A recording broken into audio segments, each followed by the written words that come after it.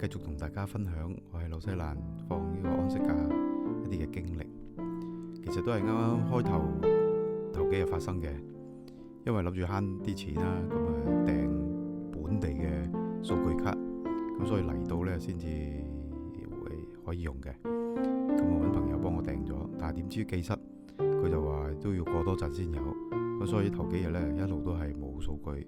喺屋裏面有 WiFi 呢就都仲可以用到，但係一出去買嘢，我要揸車要用 GPS 呢就好麻煩啦，因為冇數據，基本上個地圖佢撈唔到噶嘛。咁後來諗到個辦法，就係喺屋企有 WiFi 地方撈好個 Google Map，撳埋 Start，咁佢就帶我行啦。咁呢就 work 咯，咁一路帶到我去到目的地。咁喺目的地我又要揾啦，喺個超市嗰度我又要揾有 WiFi，又撈翻個地圖開咗佢，然之後呢就平安翻到屋企。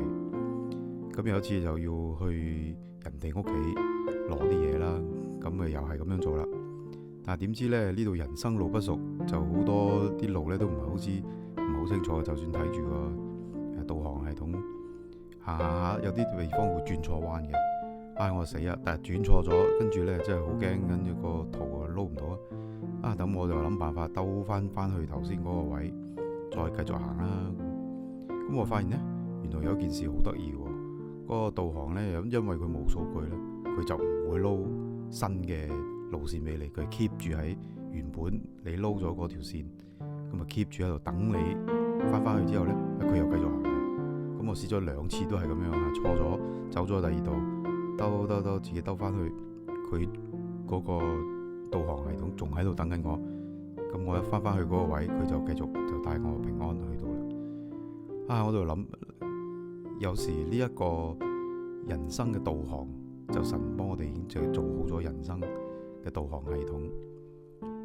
有時我哋自己就會走錯路、轉錯彎、行咗第二度，但係神從來都冇離開過佢俾我哋嘅導航。只要我哋乖乖地翻去佢個導航，佢就會帶我哋去到目的地。所以我哋學習啦，神為我哋度身訂造嘅每一條路線，我哋每個人都係唔同，但盼望我哋就學習翻去神俾我哋嗰個導航系統，咁我哋就會能夠合佢心意去到佢想我哋去嘅地方啦。